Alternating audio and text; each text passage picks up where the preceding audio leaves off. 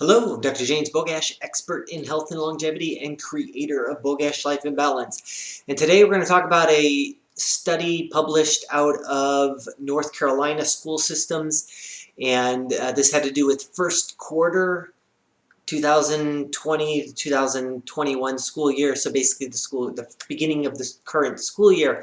And lots of controversy and fear largely over sending kids back to school.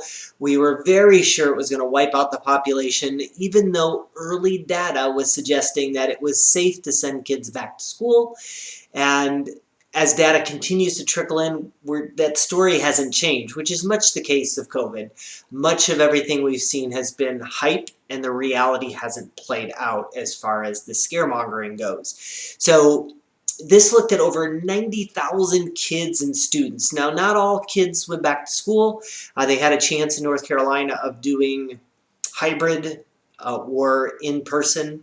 So I think it was 11 out of 56 school districts had the option for kids to go back to school. So really a pretty small chunk of the kids, but represented 90,000 kids and staff, students and staff. They documented 32 infections that were in the school, not a single evidence of transmission from child to adult, which is what we were terrified of, right? Is that the schools and the staff and everything would be at risk when we sent them back.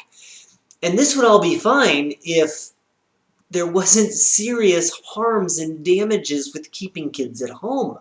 Not only the social aspects, but learning has, it's going to be a little scary when we see some of the data that comes out on how much education has been lost. It will take years to make up for where we're at. And even some, I know in our school district here in Chandler, there was the option of the parents could choose to hold the child back. Normally it was the school's suggestion. In this case, if you're, as a parent, you felt your kid didn't learn anything, you could voluntarily hold them back. Like, that's how concerned we are that kids have largely suffered, especially the younger ones, the elementary, so kindergarten up to probably 6th grade, but certainly junior high, high school. Those are more the social aspect than the educational aspect. But either way, we have yet another study that demonstrates that you'd almost be more at risk not being in school. 32 infections out of 90,000 people is safer than it is in the community. Now, granted, they had social distancing, they had mask wearing, and they had frequent hand washing. So, I think we'll see that hopefully the schools will move towards things like circular ventilation, maybe being hybrid of classes outside, windows open. There are ways to make things even safer.